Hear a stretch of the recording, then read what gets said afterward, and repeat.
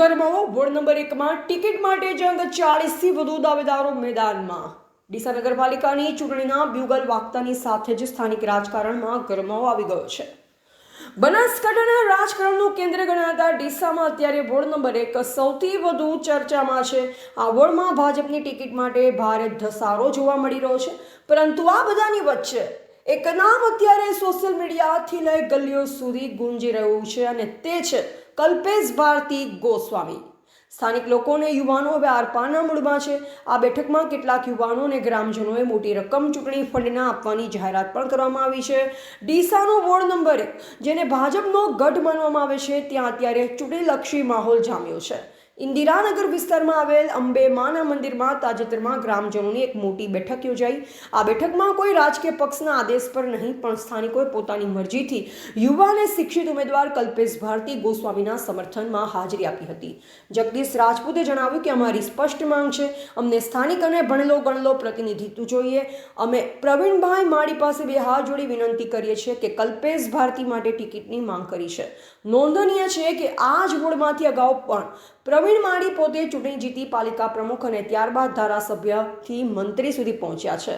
ઉત્તર ગુજરાતના વેપારી મથક એવા ડીસામાં નગરપાલિકાની ચૂંટણીના ઢોલ વાગતાની સાથે જ રાજકીય ગરમાવો ચરમસીમાએ પહોંચ્યો છે। ખાસ કરીને વોર્ડ નંબર 1માં વખતે ટિકિટ મેળવવા માટે ખેંચતાણ તેજ બની છે। અહીં એક તરફ 40થી વધુ લોકોએ ટિકિટની માંગ કરી છે, તો બીજી તરફ સ્થાનિકોએ એક અવાજે યુવા અને શિક્ષિત ઉમેદવાર કલ્પેશ ભારતી ગોસ્વામી માટે મોરચો માંડ્યો છે। ડીસા નગરપાલિકાના વોર્ડ નંબર 1માં રાજકારણ હવે ઉકળતા ચરું જેવું બન્યું છે। ઇન્દિરાનગર વિસ્તારમાં આવેલ અંબેમાના મંદિરમાં ગ્રામજનોની એક વિશાળ બેઠક યોજાઈ હતી। આ બેઠકમાં મોટી સંખ્યામાં સ્થાનિકો ઉમટી પડ્યા અને શક્તિ પ્રદર્શન કર્યું। ગ્રામજનોની એક જ માંગ છે કે ભાજપ આ વખતે યુવા, શિક્ષિત અને સ્થાનિક એવા કલ્પેશ ભારતી ગોસ્વામીને ટિકિટ આપે તેવી માંગ કરવામાં આવી હતી।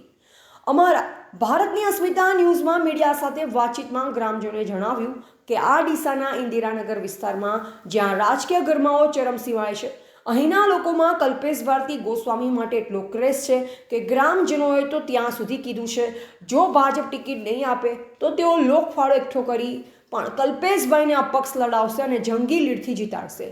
મહત્વનું છે કે વોર્ડ નંબર 1 એ ભાજપનો ગઢ ગણાય છે। વર્તમાન ધારાસભ્ય પ્રવીણ માળી પણ આ જ વોર્ડમાંથી ચૂંટણી લડી પાલિકા પ્રમુખ સુધી પહોંચ્યા હતા। ત્યારે હવે સ્થાનિકોએ સીધી માંગ મંત્રી પ્રવીણભાઈ માળી પાસે પહોંચાડી છે।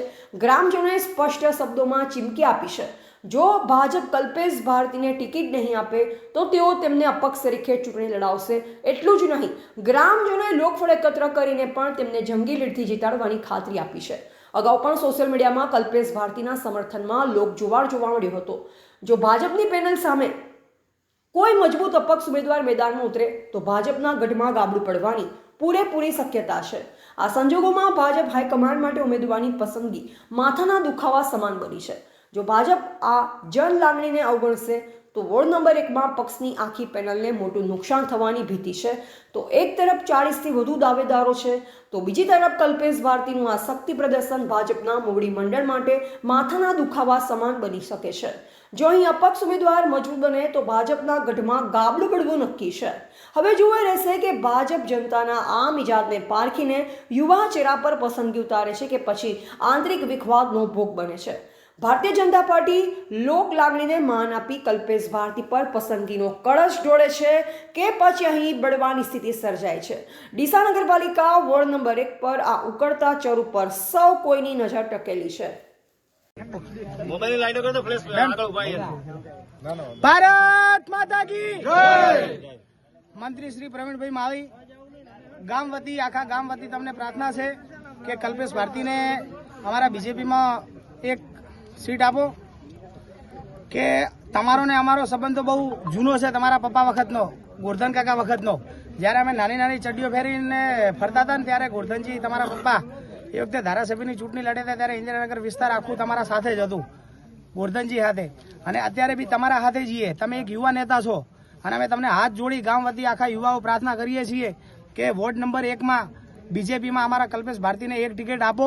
ગામના ટોટલ યુવાઓ, અમે ટોટલ પ્યોર બીજેપી છીએ, પણ તમારી હાથે છીએ, બીજેપી હાથે છીએ, પણ એક કલ્પેશભાઈ ભારતીને એક ટિકિટ આપો। અમારી હાથ જોડીને આખા ગામ વતી રિક્વેસ્ટ છે સાહેબ, અને તમે સાહેબ ન છૂટકે જો બીજેપીમાં કલ્પેશ ભારતીને ટિકિટ ના આપી તો ઇન્દિરાનગર વિસ્તારના યુવાઓ કલ્પેશ ભારતીને અપક્ષમાં બી ઉભા રાખશે, ટિકિટ આલશે અને અમારાથી જેટલી મહેનત થશે એટલી અમે કલ્પેશ ભારતી માટે કરીશું. પણ અમે તમને હાથ જોડીને વિનંતી કરીએ છીએ કે અમારે અપક્ષ માટે કે કોઈ બીજા પક્ષ માટે અમારે મહેનત ના કરવી પડે. અમે પ્યોર બીજેપી છીએ તો અમે બીજેપી જ રહેવા દો અમને, અને અમારે બીજેપીમાં જ રહેવું છે.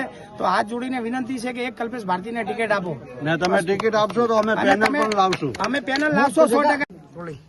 આજે ઇન્દિરાનગર વિસ્તારમાં સમસ્ત ગ્રામજનો એકત્રિત થયા અને અમે જાહેરમાં કલ્પેશ ભારતી, પ્રતાપ ભારતી, ગૌસ્વામીને ટેકો જાહેર કરેલો છે.